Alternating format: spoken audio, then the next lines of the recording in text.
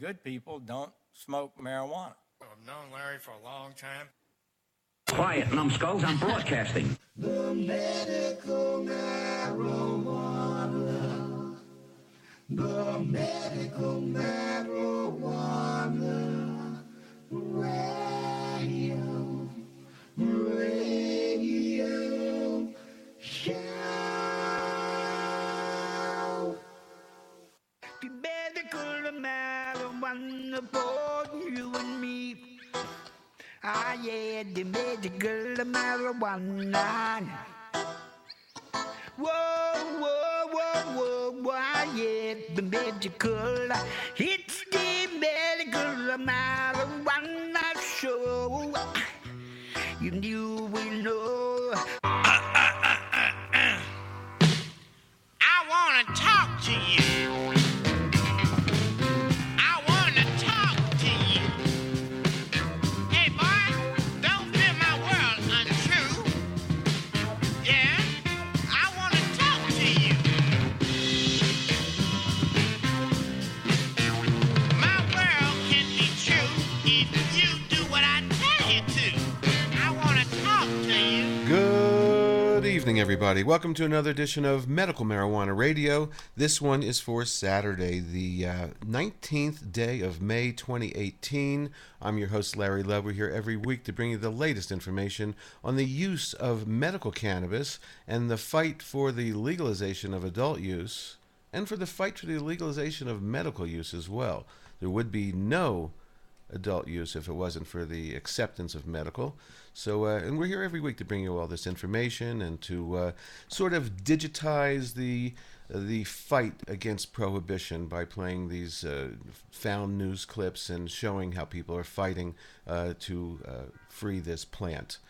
Our guest today is going to be AmyLou Fawell, and she is a mom, and she's with a group called MAMA, which is fighting for, advocating for the use of medical cannabis for autism spectrum people, kids and adults, and people that need this plant. So we're going to be talking with her. And but before I start, one of my former guest, Sage Amdahl from Washington State. She has a little consulting company, and she's really into making edibles. She was actually a guest on our show on August 12th, 2017. That's season 8, number 30. And again, she's from Washington. And she wrote a very poignant post on Facebook this week. And I'd like to read it because it just resonated with me. And I'm sure it'll resonate with you. So this is Sage Amdahl. This is in her voice, and this is from a couple days ago, May 17th at 10 a.m. in the morning. This is from Sage on her Facebook page. As I sit here with my morning coffee and toke, reflecting on the cannabis history of legalization, I personally noticed the energy between the medical movement and the recreational movement were vastly different. The legalization of medical cannabis inspired advocacy, compassion, and a diverse marketplace of artisan spiritual healers and farmers. When I think upon the movement of the recreational market, the energy was completely different. For me, this was a movement about capitalization, not the freeing of the plant everyone had been protesting for pre-rec legalization. Personally, in my heart, I couldn't participate in such an event because I hold this plant sacred. It also saddens me how many large players in the recreational movement were also large players in the medical cannabis movement. I am wondering where the vision was lost and why they sold out to a system that would only change the powers of the masters from the black market to the government rather than freeing the plant. It's so blatantly obvious that the energy behind the recreational movement was pure capitalism. Because it was about freeing the plant, they would have designated us the right to grow.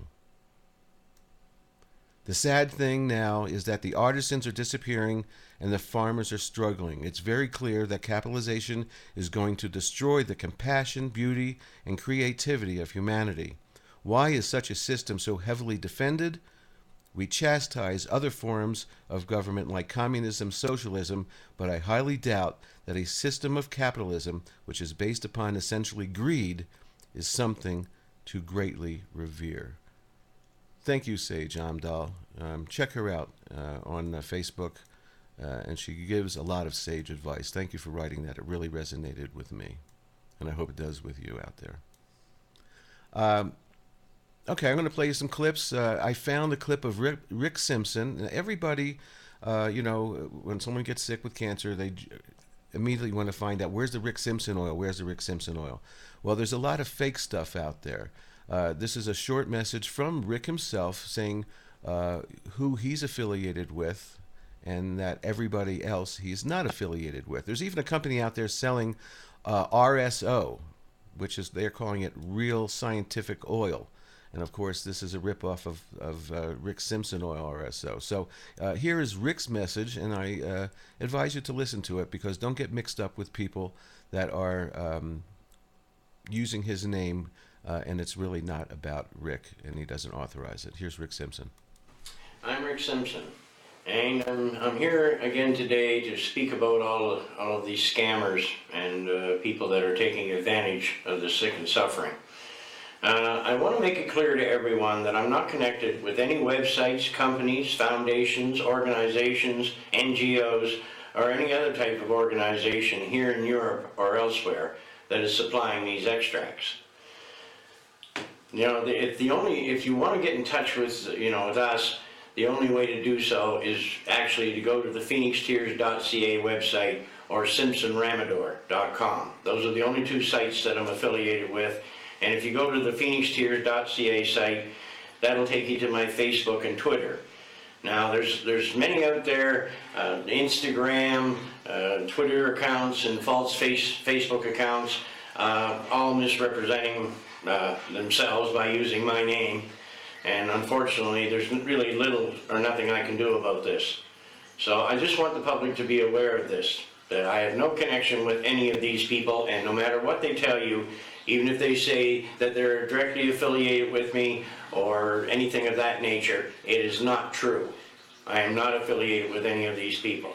So as long as we can, make that clear, because there's so many people being scammed out of their hard-earned money, and like they'll ask you to send money to them through Western Union or something of that nature.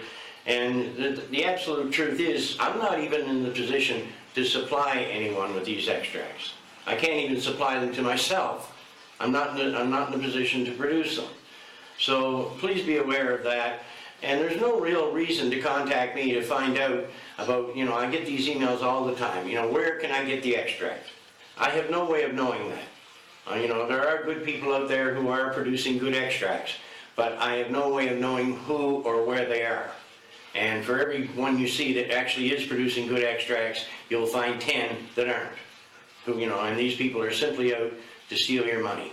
So I just want the public to be aware of that, and I'd like to thank you so much for your time.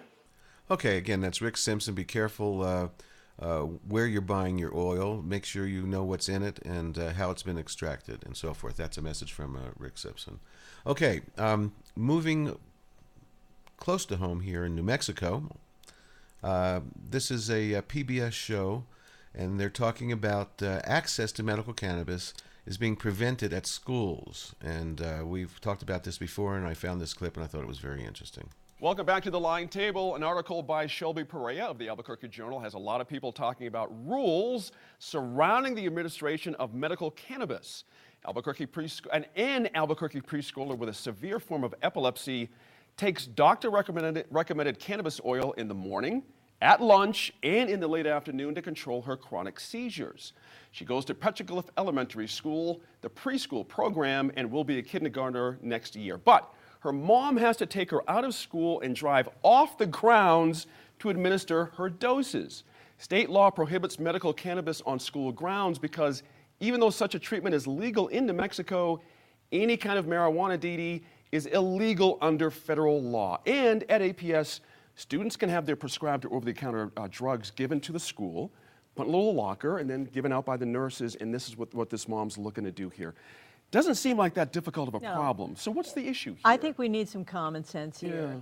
If kids can get insulin during the day for diabetes, Right. they ought to be able to use a substance that is legal in New Mexico, That's right. medical marijuana. And I'm not sure that it is part of state law that it cannot be dispensed in a school. It's probably part of regulations from either the health department or APS. And that's something that I believe needs to be changed so that, once again, this is treated like a public health issue rather than a criminal justice issue, which we are stuck on and will be stuck on until we decriminalize marijuana nationally. And state, just for clarity, Michael, state law does prohibit medical cannabis on school grounds and on school buses as well. So there's a lot of weird gray area here. You know, other schools just have a drug-free policy, but should it apply to just recreational and prescription drugs? Do you see what I mean? Is there a difference here in your view with CBD and cannabis oils as opposed to others? Well, to my way of thinking, there's a medical necessity here. A medical necessity, absolutely. That is it. And when it's a medical necessity, they must change the rules because people should not suffer because of ill thought of laws and rules in some of these programs. So let's hope that they can change that. People are fighting. Get out there and fight for your rights.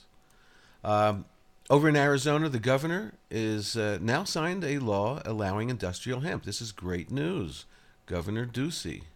She giving hemp farming the green light in Arizona. The fiber form of marijuana is used in building materials, paper, and clothing. It has a marginal amount of THC, so this form of cannabis doesn't get you high. Anybody who wants to help grow the industrial hemp industry will have to get a license with the State Department of Agriculture. Go get that license. This is great.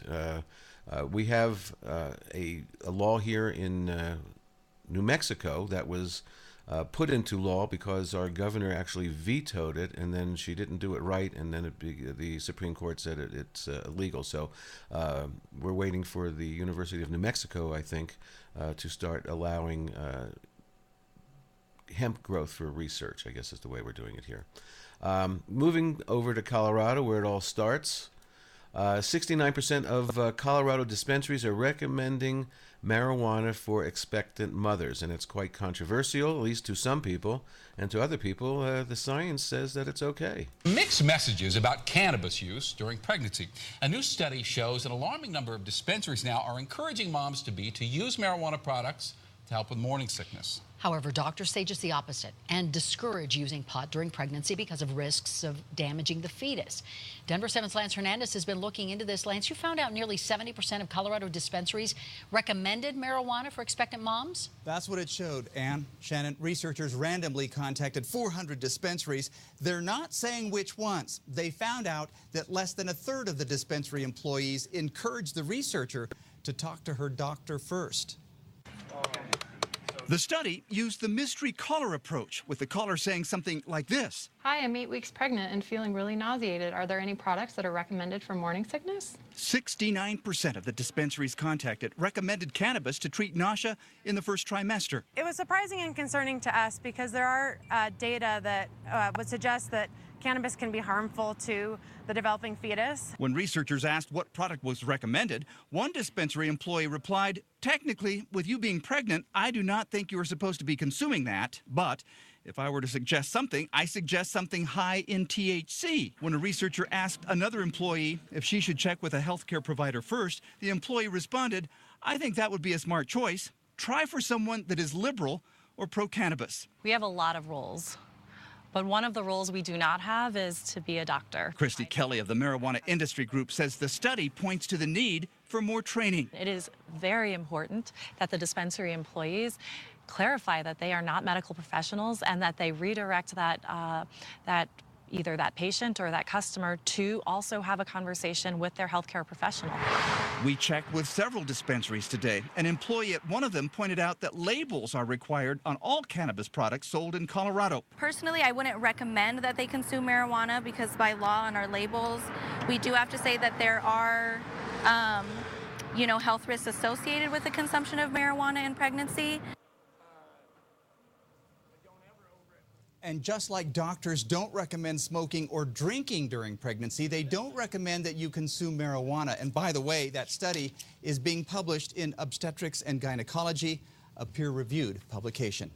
So you can also, look on the internet and check it out. There's been studies for years in Jamaica, and there's a major study coming out of there, said that there has no problems have been seen with expectant mothers using cannabis, and this goes back years and years and years. So do your due diligence, go online, read up on this stuff, and we've done some shows on this as well, so you can look back and find some shows where we talked about this with a guest. I think Ashley Practical was one of our guests for that, and then I think a woman, can't think of her name, in South Africa, we talked about that as well. All right, moving on. Here's a Cincinnati mom that says marijuana is saving her daughter's life. At first glance, you'd have no idea one of these kids used to suffer seizure after seizure. There's only roughly less than 100 girls in the world with the disorder she has. Scarlett Leisure says seizures were the norm during the first 8 months of her daughter Savannah's life. She was on Topamax, Keppra, and phenobarbital. She was lifeless. Then Leisure started hearing about medical marijuana to treat seizures in kids. Now Savannah takes a legal oil derived from marijuana called cannabidiol, or CBD. So of each one of these, she gets this much.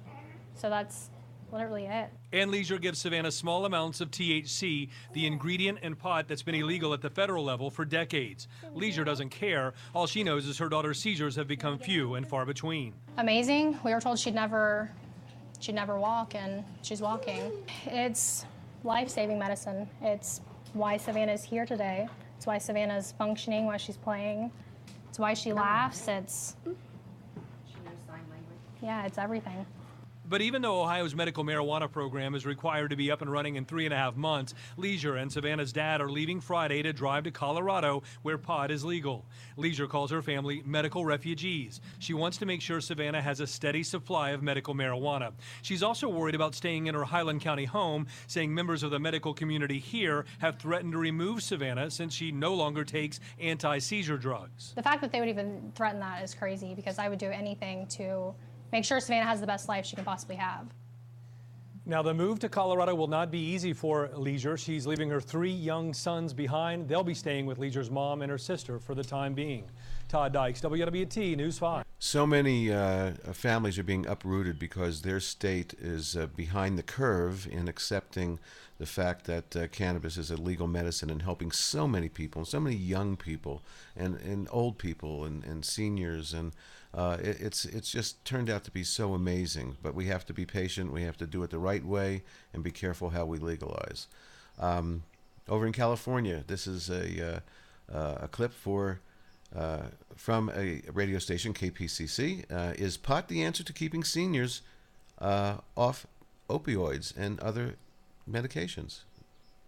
Of course we know it is, and here's a clip that you should play for some of your elderly family members who maybe don't understand yet. The rise in prescriptions for opioids and other powerful drugs among senior citizens is prompting many to look for alternatives, including products infused with cannabis. Many public health experts were surprised last year when a report found that one retirement community in Orange County had one of the county's highest rates of opioid-related overdose deaths. KPCC's Jill Replogle takes you to Laguna Woods for the 3rd segment of this week's series on opioids. John Northrup checks on the cannabis seeds he recently planted on the back porch of his apartment in Laguna Woods. They've sprouted. 1, 2, 3 so far, and then this one's coming up. The 74-year-old walks slowly and holds the railing for support. He's had numerous back surgeries since a head-on collision 25 years ago, and he has multiple sclerosis. From the mid-shin down, It's like somebody took a wire brush to it and then torched it. Northrop's pain reliever of choice is a cannabis-infused chocolate bar. He eats it in the evening to ease the pain and help him sleep. That's a chill bar. They're dark chocolate. But I just take 2 across right there. 2 squares of chocolate. 2 hours later, gone. Not only is the pain gone, but Northrop says he usually wakes up the next morning pain-free. He says doctors prescribed him opioids in the past, but they either didn't work or had nasty side effects, including paranoia. And opioids can be deadly, especially for older people who are often on multiple medications. Take the wrong combination of pills or wash them down with a glass of wine, and you could stop breathing. That's another reason Northrop and others in Laguna Woods are turning to cannabis. A short drive from Northrop lives 84-year-old Arlene Brown. She suffers from severe back and nerve pain and uses a walker to get around. I have spinal stenosis. I have herniated discs. Brown started using cannabis last year after increasing doses of a painkiller called gabapentin landed her in the emergency room. I hallucinated one morning after having gabapentin that night, and when I woke up, I couldn't move my legs, and I was screaming. She spent a month in a nursing home while doctors weaned her off the drug. Now Brown does physical therapy and rubs a cannabis-infused cream on her body when she feels pain. It's liquid gold.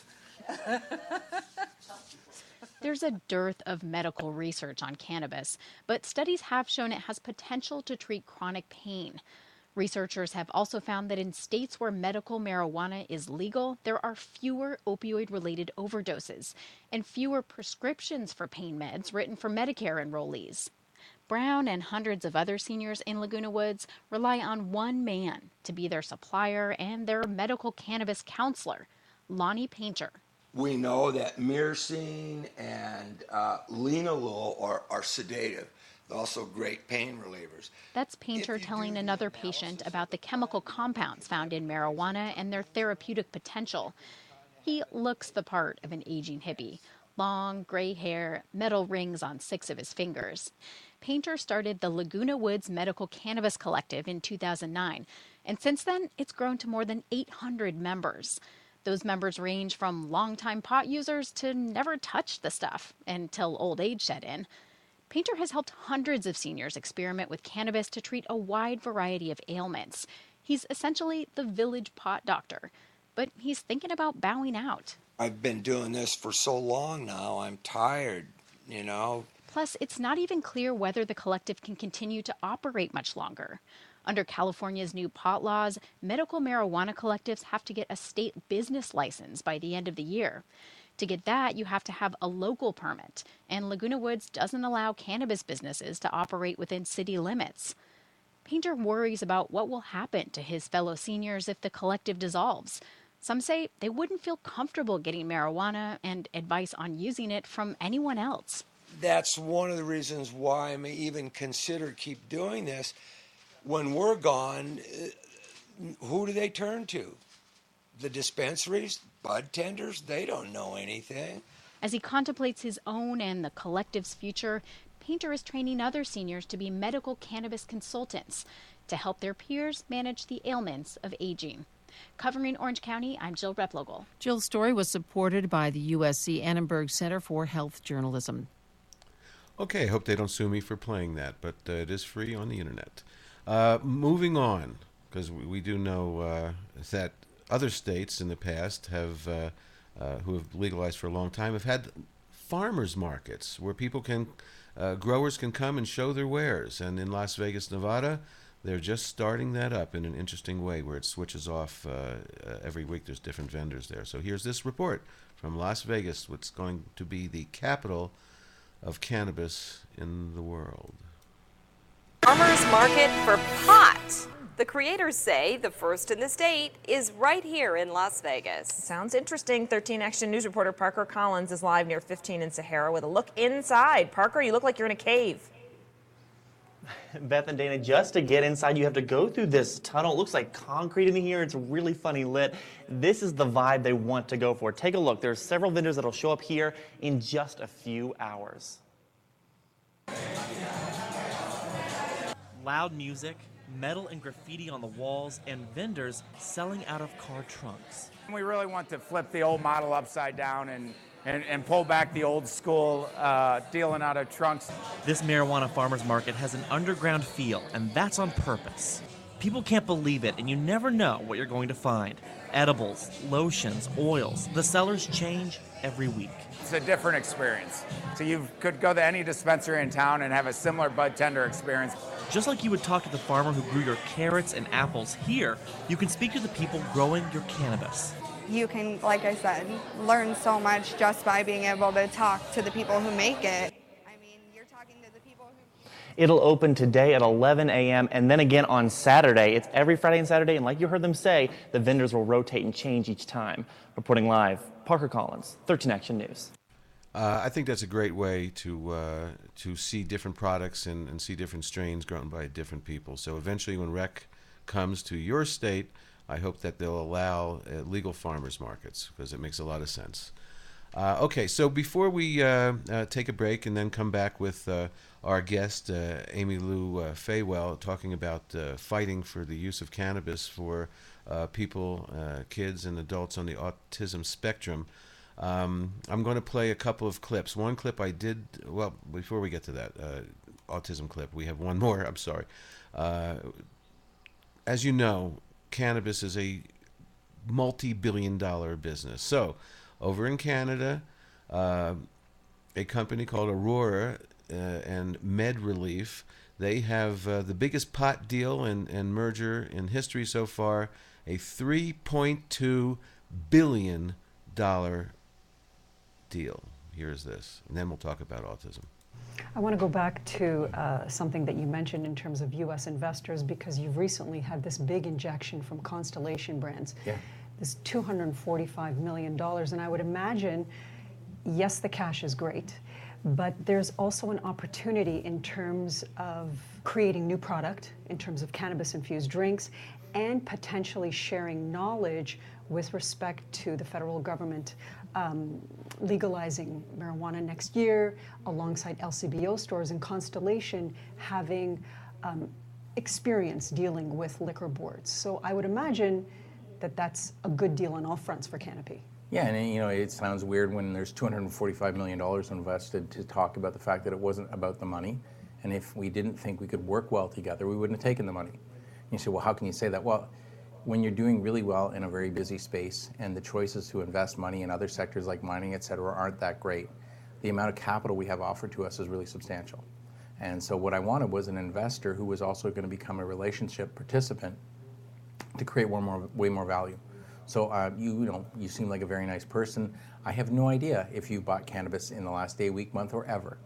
But you would probably be someone I would like to have as a target client because, let's see, you're female, your income is in a good state, you probably have an interesting social network, and if I could create some products which were socially normal, which you felt were far superior to any alcoholic beverage, and you wanted to buy because it was now legal by the federal standard and the provincial standard, and you could go to a store and see it in a format of a drink, and you knew that it was exactly the same thing, and it might bring on a little bit of giddiness, that it would be a consistent drink, and that by having it, I find as I get older, I don't need as many calories. And so if this had no calories, perhaps we'd start to have a dialogue with you becoming a customer. And I think that will go much better because Constellation owns things from, pick brands. They could be Miomi to Corona. They own a huge spectrum that meets a lot of demographic expectation. Yes, Corona is in the cannabis industry, at least for over a year now that I've read about. So are they going to be losing beer sales? Absolutely. They're already seeing that in states where cannabis is legal. Now, that last story, of course, was from Canada. We have to watch what's going on up there. They're a little bit ahead of us, especially in mergers and so forth like that. So let's keep an eye on that.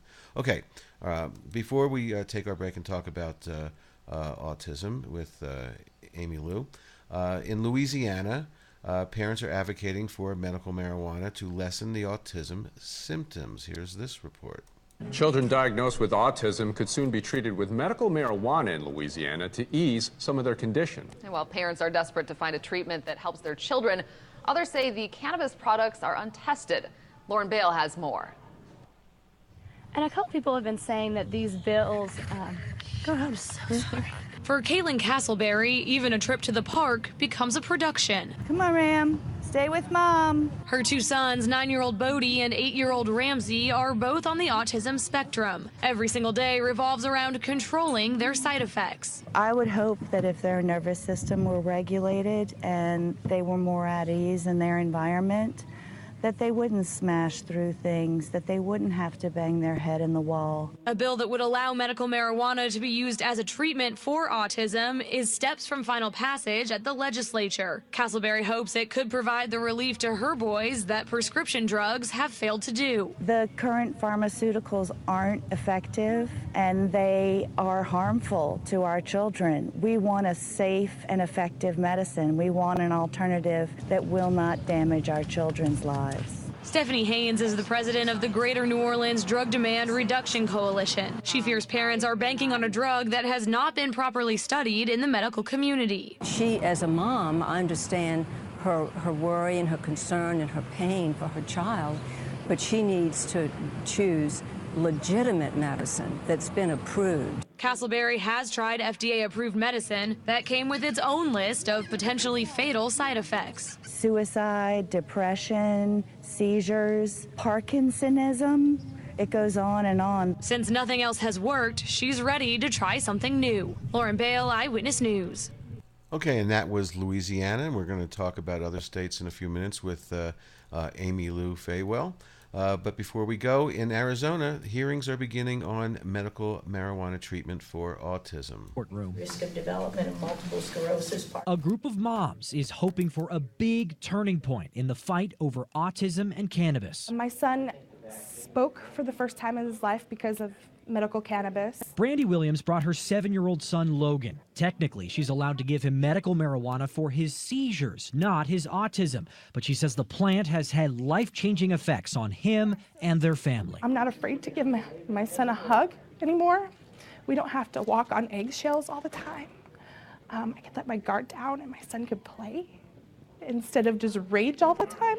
Other moms who haven't been able to start cannabis treatments brought pictures, but kept their kids at home. I have scars all over my body from her scratching me and biting. The only medicines that we have access to right now without a qualifying condition are pharmaceuticals, and those hold a long list of harmful side effects. Attorneys for the Department of Health Services suggested there isn't enough evidence on the benefits of cannabis on autism.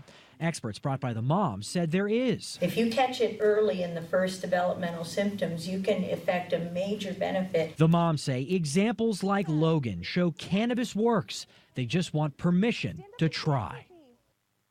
And we're going to talk about the fight for the use of cannabis for the autism spectrum with AmyLou Fawell, and we're going to be right back with her right after this. It's all about the 420 MMJRadio.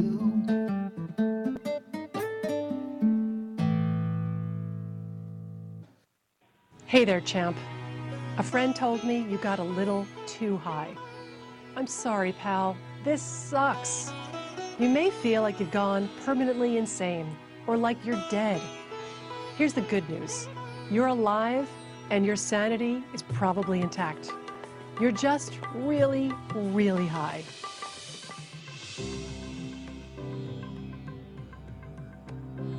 The first thing you should know is you're safe. No one ever overdosed on cannabis, and you won't be the first. It's going to be okay. You might be feeling way too high for a few hours, but let's not focus on that now. Time has probably lost all meaning for you anyway. So here we are, and everything's gonna be all right. You're real. You know what helps? A fresh breeze. Why not open a window? You can even go for a little walk. No one's looking at you, I promise. Are you hydrated? Weed can give you a serious case of cottonmouth, so drink up. You're not going to die from overhydration. Water is good for you. You're doing great. Got one of these beauties lying around? Lemon pulp, zest, and peels are full of terpenes, which can help regulate THC levels. A glass of fresh lemonade may be just what you need. Hey, let's visit your spice cabinet. Got any fresh peppercorns? There are chemicals in peppercorns that can help bring you down from a high. Grind some of these little guys, give them a sniff. Don't worry if you sneeze a couple of times. Your brains are still in your head. You're good. Hey, sweetie, you know what helps? A nice sitcom. Nothing too fast-paced or complicated. May I suggest going through the back catalog of Friends? Laughing is fun.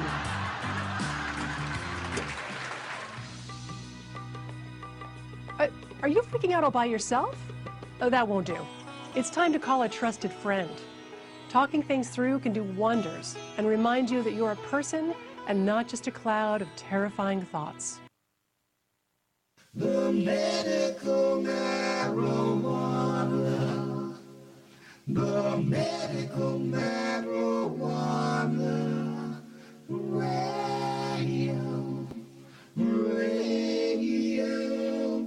Show. Hey, this is Scott from Rare Dangness. You're listening to Medical Marijuana Radio. We're back online today. I'm speaking with AmyLou Fawell, and she is involved with Mothers Advocating Medical Marijuana for Autism, which is also called MAMA.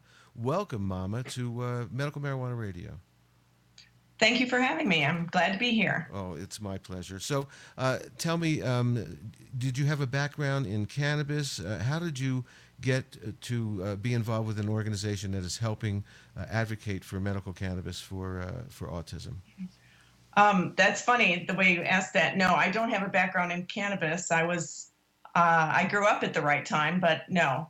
I have a background in autism because I have an 18-year-old son with autism. And my co-founder, Talia Michelle, and I met in a church, actually. We were in a special needs support group. And when you're in a group like that and you're a child with autism, you talk a lot about what works, what biomedical stuff helps, what diet helps. And with older kids, it's, you've tried almost everything. So we stumbled onto cannabis for autism. Well, I'd been looking at it for a long time, but didn't see evidence that it was working because there just weren't many people talking about it 5 years ago. And I realized now it's because they were afraid to come out. So in any case, my co-founder and I were talking about what would work. And then it goes back to Sanjay Gupta's first special weed and Charlotte. And when they were talking about Charlotte, the key thing that caught our attention was it helped developmental delays, and autism is a developmental delay.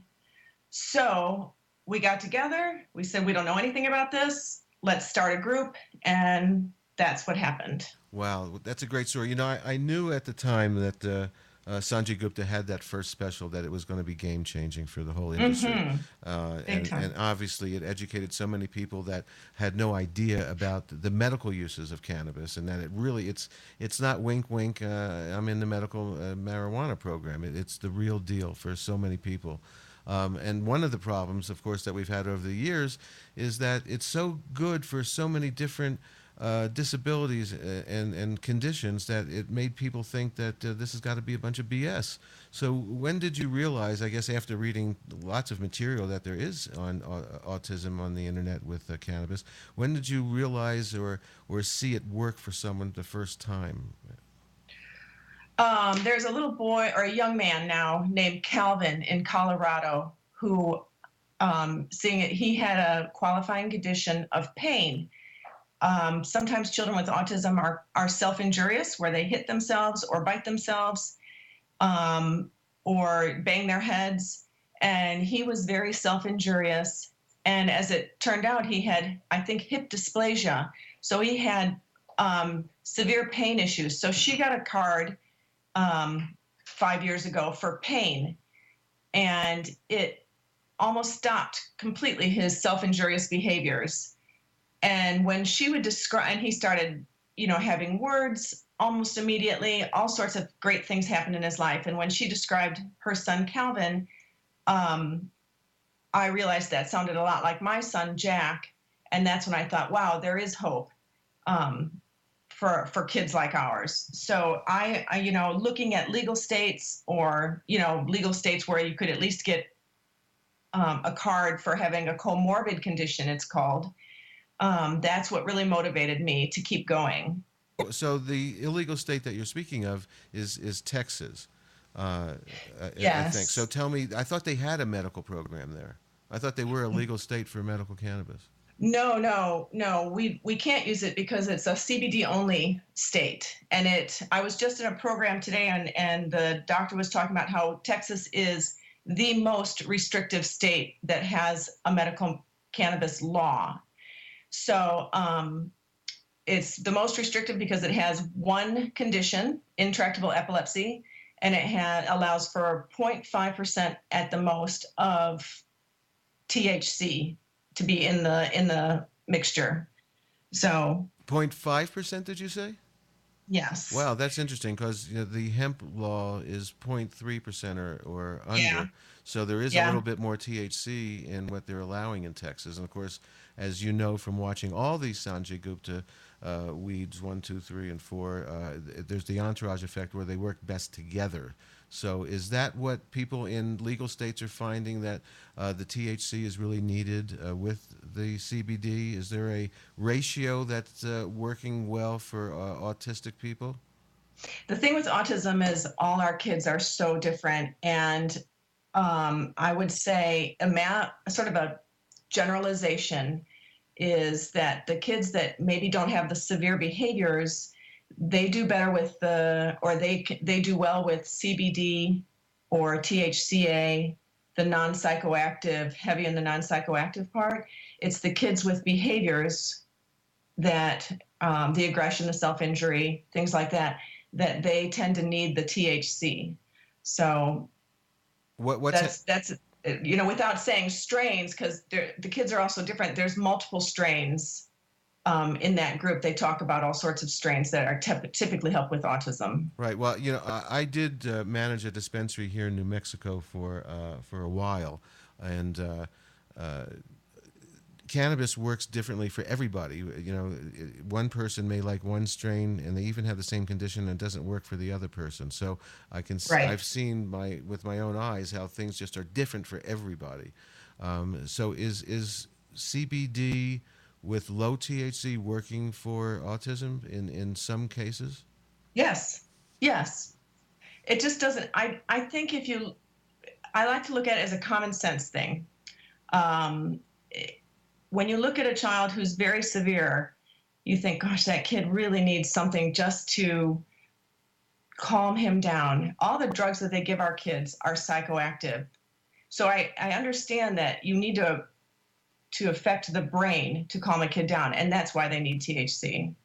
And they do say that that the reports are that cannabis with THC is causing neurogenesis, which is the rebuilding of brain cells. It really affects the brain.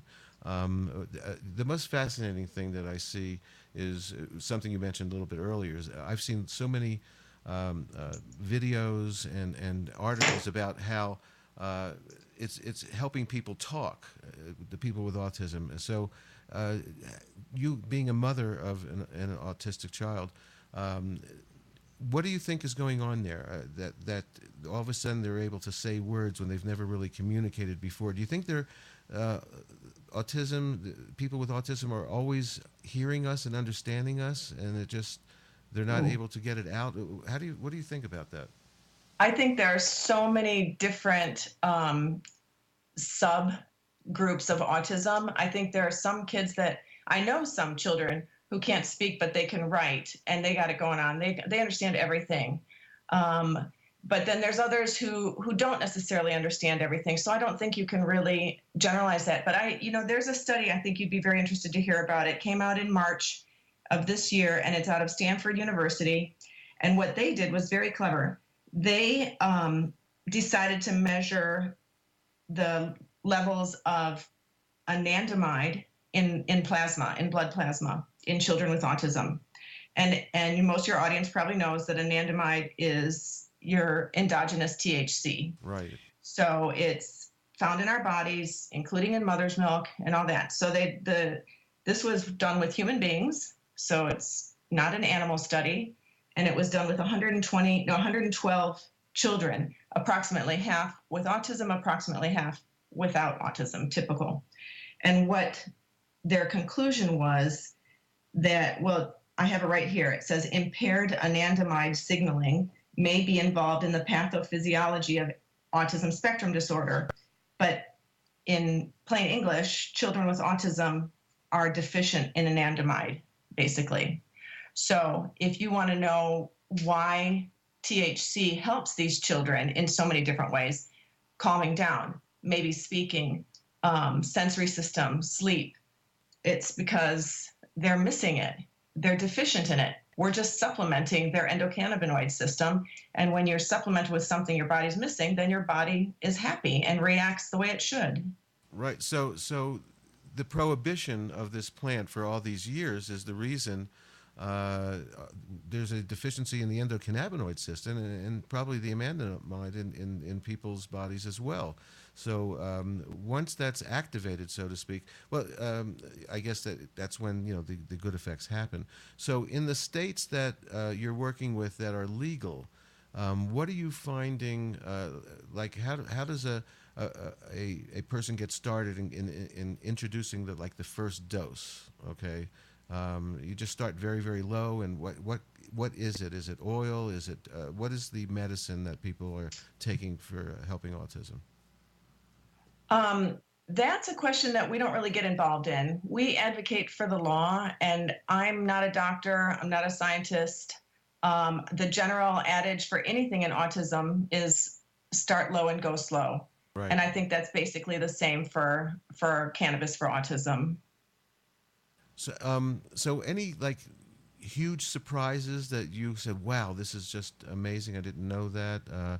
You've been working with this for a while, but still, every day I'm still learning stuff about this plant. Mm-hmm. So any recent breakthroughs or surprises where you've seen really hard cases benefit from this? We see great stuff every day, and we see heartbreaking stuff every day. So being in Texas, a little isolated from it all, I haven't seen any miracles in my neighborhood, if you know what I mean. I mean, we're just not, it's not happening here. I think the miracle is that other states, we're going to see probably 4 states add autism as a qualifying condition in the next month or two. That's a miracle. So I can't guarantee that, but Louisiana for sure is going to be adding. The governor is going to sign. I know when I say for sure, watch it doesn't happen. But no, the governor is lined up to sign the bill to make it law.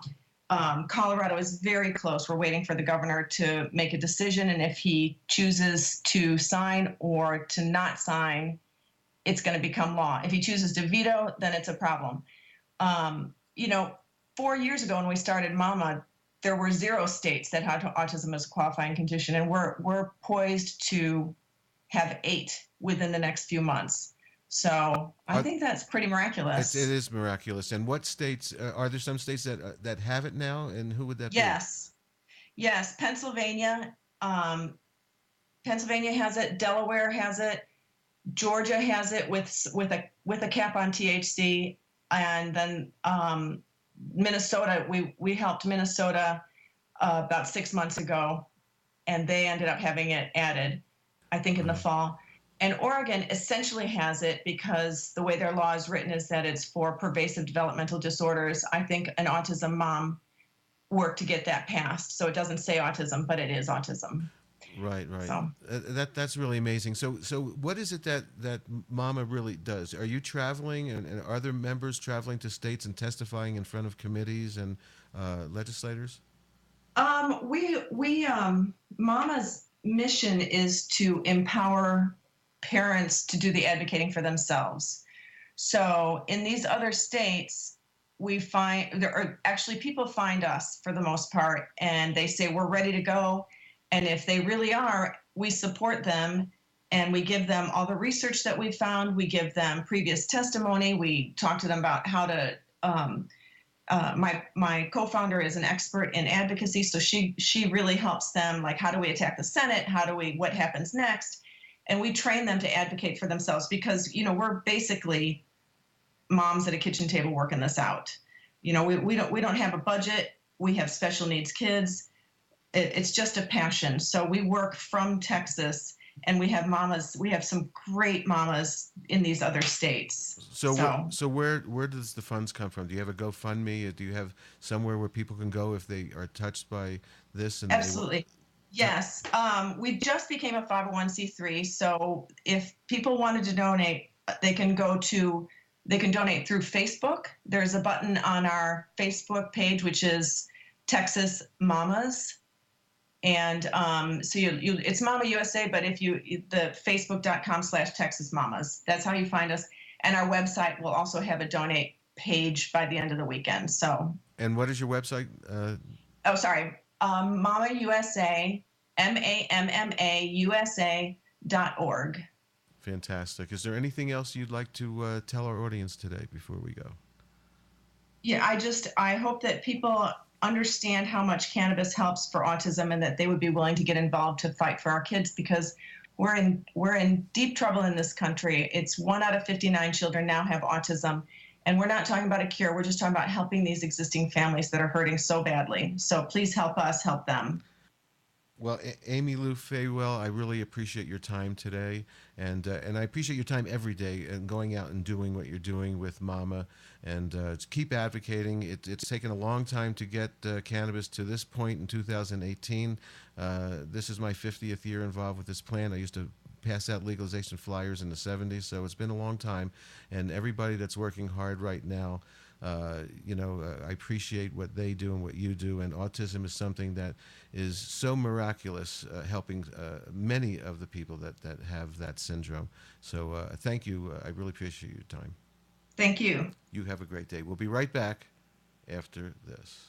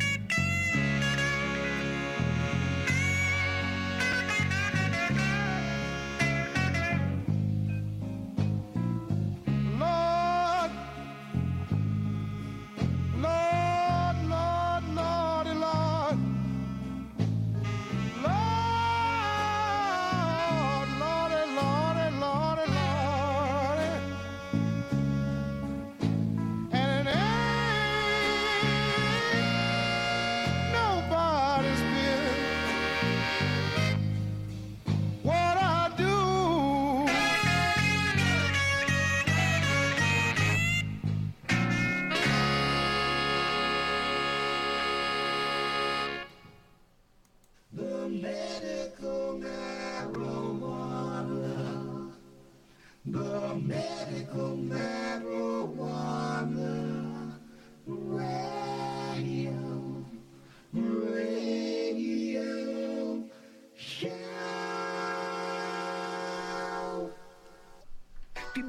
Well, it ain't nobody's business what we do, that's for sure. And I want to thank AmyLou Fawell for talking about her struggle and fight to allow states and people on the autism spectrum to use cannabis to fight this syndrome. And thank you, AmyLou. Also want to thank my two radio mentors, both with the initials HS. Thank you for your inspiration. If you have a story to tell, a product to sell, you're a patient, you're an advocate, you're an activist, you have a website advocating for cannabis, write us at info@mmjradio.com. Again, info@mmjradio.com. If you'd like to hear some of our older shows, you can go to medicalmarijuanaradio.com. Also, my YouTube channel is LSLove88. On SoundCloud and Spreaker, we're MMJ Radio.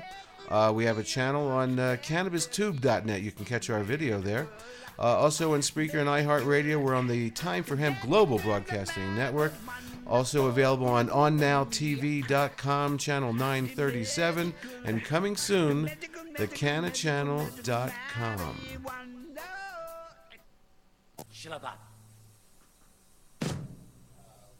Shalom.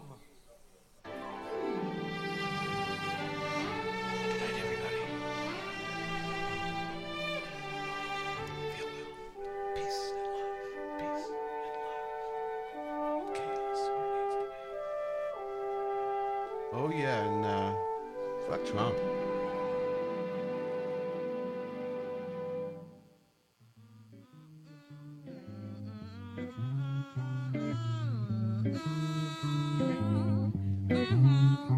Bapu boy da, juya da ba, bapu dini, da bapu